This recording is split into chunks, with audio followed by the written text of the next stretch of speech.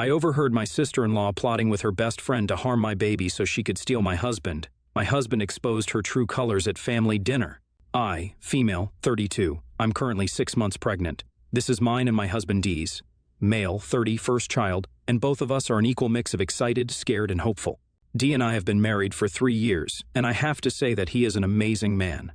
I grew up with a very distant family, focused on my performance in academics and the number of trophies I brought in, while D grew up in a big family with 2 brothers and a sister. He has a loving, warm personality that often makes him the center of attention. I mean, when we were dating and even now, I can catch girls on the street doing a double take or making eyes at him.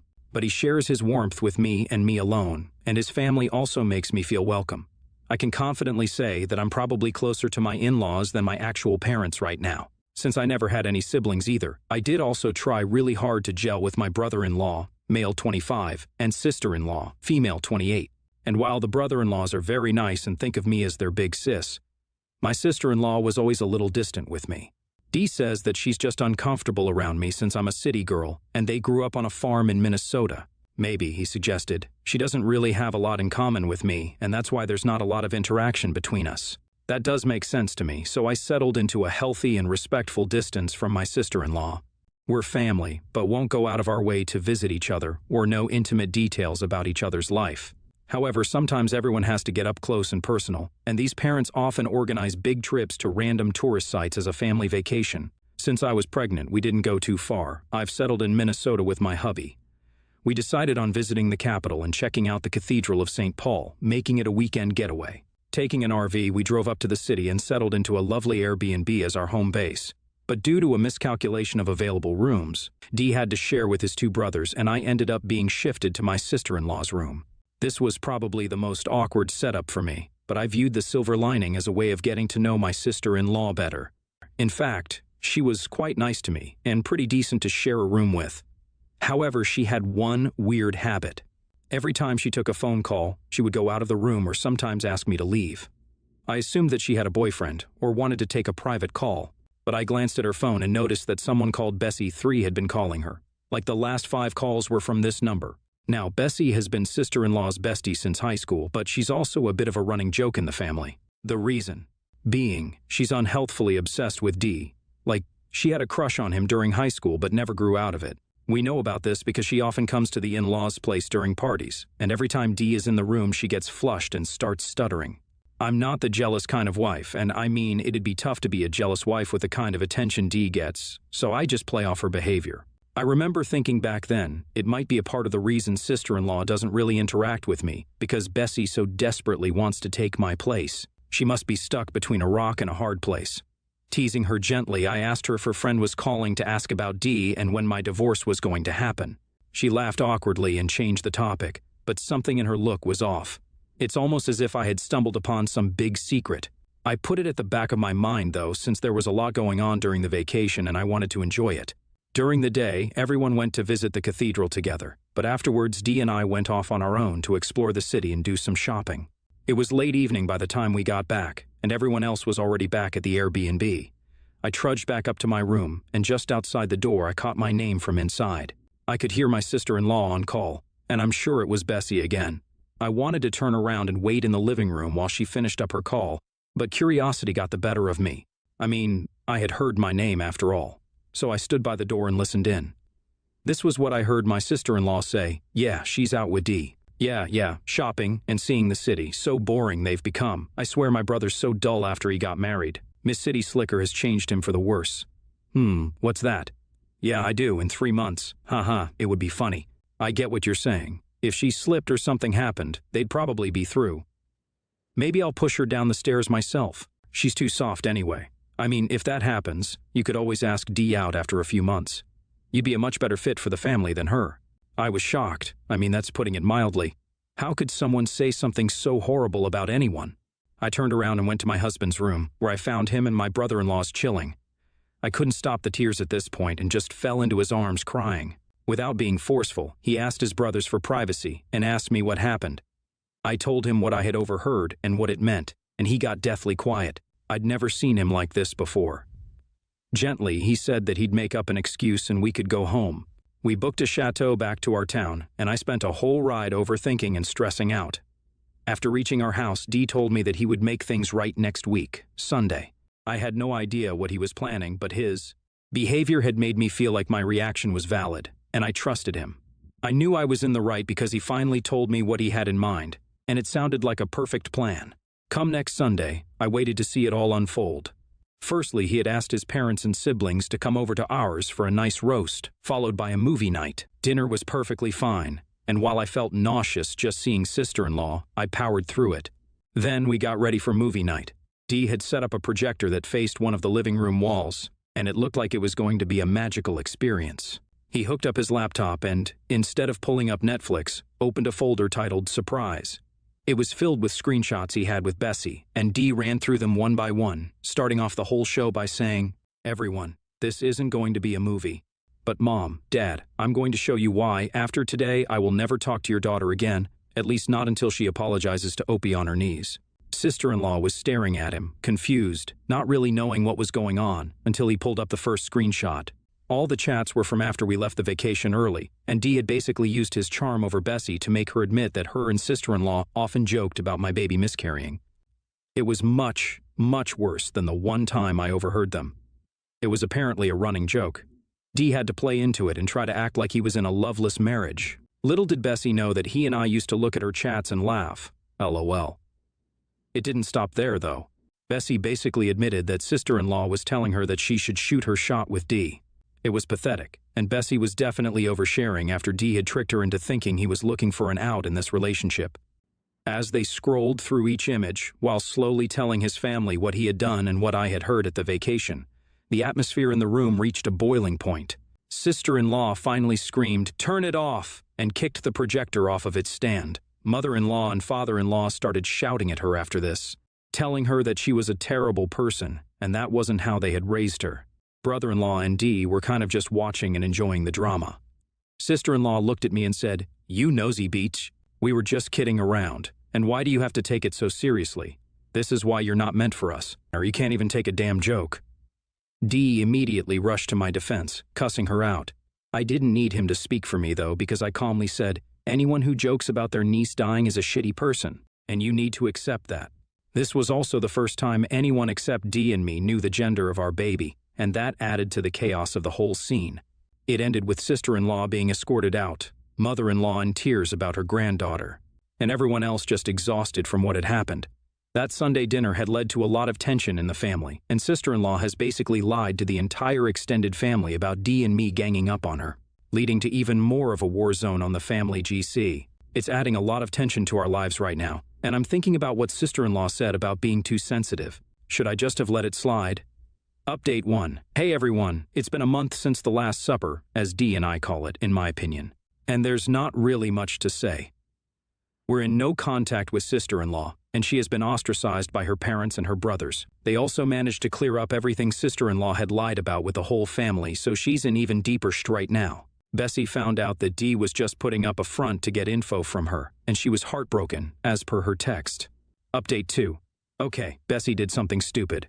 One day, Dee got a delivery of around 200 red roses at his workplace, and since neither him nor I like gestures like that, he knew it had to come from only one person. Politely, he called Bessie and asked her to take the flowers back. She, on the other hand, was just so excited that he called that she took it as a win. Wendy became a bit more strict about the whole situation. She burst into tears and hung up on him. So right now, if anyone on Reddit wants 200 roses for free, DM me. Update 3. Sister-in-law reached out to us after Bessie's latest escapade. She said that she was the wake-up call for her and made her reevaluate her friendship. Although it was a tough decision, she said she no longer speaks to Bessie and she hopes we can take her back into our lives. However, she still thinks that it was okay to joke around like that, and her only problem was that Bessie took it too far and actually tried to steal Dee from me. While Dee did genuinely consider this, I said that I need her to genuinely understand why those comments aren't okay, even as a joke, before we could move forward. However, I do think she is remorseful, and with time we'll get there. I also wanted to apologize to the extended family for lying. NTA and your sister-in-law is clearly unhappy about you being a part of the family unit. Instead of voicing it healthily or actually fixing things with you, she chooses to make terrible comments. Disgusting. NTA and I don't even know what the deal is with Bessie and your sister-in-law. I get that she is her childhood friend, but if anyone was that obsessed, I'd cut them off. And even beyond that, it's clear that sister-in-law had problems with you. I'd resolve it before letting her back in your life. Next story. I've been married to Stella for 7 years now. Together, we have 5 children, daughters from my previous relationship, Kyra, 11, and May, 7. A son and daughter from Stella, Brianna, 13, and Jaden, 8, and a son together, Lucas, 2. My 2 are 50-50 custody, while my stepchildren only see their bio father every second weekend. My wife and I agreed to split finances and have mostly kept them separate, aside from a joint account for essentials, bills, groceries, house, etc. We both used to be high earners, though, had terrible hours. When our parental leave for Lucas was finishing, our children begged us not to go back to work, that they hated the before and after school care and wanted us. In the end, my wife went back, but I quit and got a new job. It was much lower pay, but essentially school hours, so I was able to be there for our kids. Stella has been paying more of our joint expenses, but otherwise it's been fine. I wouldn't say the split has been firm, though. I do buy stuff for my stepchildren or pay when I take them all out. It's more the big payments that are separate. Brianna goes to a private high school. I was talking about high schools to my sister since Kyra is in year 6, and realized that on my current pay, I won't be able to afford to send her with her sister. My ex is barely willing to pay the cost related to public school, let alone a private one. The school is so much better than the nearby public school, and I know Kyra wants to go to her sister's school. So, I tried to talk to Stella and asked if she would be willing to help. It's education, and she's close with my daughter, so it's not like I'm asking her to pay for something crazy. Stella refused, and I would have accepted it even though I was annoyed. But she went on saying that I knew we were split finances, and I made my choice when I took the lower paid job, that I got more time for less money. So I can't complain that I'm paid less. I got pretty upset about that. I didn't stay home for fun. It was for our family, our children. I loved my job, but I had to sacrifice it for them. It was worth it, of course, but still. Stella basically said it was my decision, so tough luck that she's not going to finance me. I got angry with that and told her that she knew the consequences of her job, so she can deal with her children then. Her money won't be used on mine, so I won't use my extra time on hers. They can stay in care until our old hours. So Stella got pissed back, accusing me of using her for money and calling me a complete a-hole for suggesting what I did for my stepchildren. We argued pretty badly. She thinks I'm being greedy, selfish, and petty, but it's not like I'm asking to mooch. I would still foot 50% and get my ex to contribute as much as I can get her to. Yes, it was my choice, but it was for all the children, for our family. Besides, I literally take care of my stepchildren more than my own, 85% versus 50%. I'm not just being lazy or focusing on my own children. I've been there for them all, so I think it's frankly unfair for her to refuse to help even a little. But obviously, she thinks I'm being an a-hole. But you more like heavily, leaning YTA. You needed to discuss this when you decided to cut your hours. It doesn't sound like the decision was in any way a mutual one made between you and your wife, but all of you. Despite that, your wife has been willing to pay more of your shared expenses, which at least somewhat compensates for the extra childcare you were doing. For some reason, you waited until your kid was about to start high school to even think about where she'd go and how you'd afford it. You sprung on your wife that, despite your prior agreement being different, you want her to pay tens of thousands in tuition she wasn't planning on. Also, no kid needs to go to a private high school. Your daughter will be fine at a public school. I also assume you are not paying any of Brianna's tuition, so she's going to have to pay full tuition for her kids and half for yours. That's a ton of money. I don't know exactly what she makes, but she'd have to be incredibly wealthy for that to be chump change. Your wife also should have been more proactive about thinking through how all this would play out. You should have made a fair and explicit agreement when you quit your job. This marriage sounds messed up, honestly. Next story, my mom and my wife do not get along and probably never will. I told my mom right off the bat that my partner was going to come first, and my mom said she understands that, but I can't make her like her, and that set the tone for our current distant relationship. My wife is currently pregnant with our first child. My mom did make a brief appearance at the shower and gave, to be honest, a shitty gift. I know that sounds entitled, but based on her income, it was kind of shitty. My mother-in-law, on the other hand, is over the moon and seems to think this is her to-do-over baby. She talks about nothing but the baby. Both extremes are annoying, to be honest. Anyway, we saw my mom recently at a wedding, and we're all seated at the same table. Some people at the table were talking about my mom's upcoming wedding, and making a big deal out of it and asking a lot of questions. My mother-in-law turned the topic back to the baby shower, and then commented that my mom really doesn't seem excited. My mom laughed it off and said she is getting married. She literally doesn't care about anything else. I could see the hurt on my wife's face. My wife demanded to know who would say something like that. My mom said nothing in person, but her wedding is much more exciting to her than someone else's baby. My mother-in-law was horrified and reminded my mom that it was her grandbaby. My mom said yes, so not her baby but her wedding. My wife mouthed to my mom, "I literally hate you," and that was the end of that. After we left, I brought up to my wife that I don't think what she said was fair. They don't like each other. My mom understands not liking the mom means she won't be close to our child, and to be honest, she's right.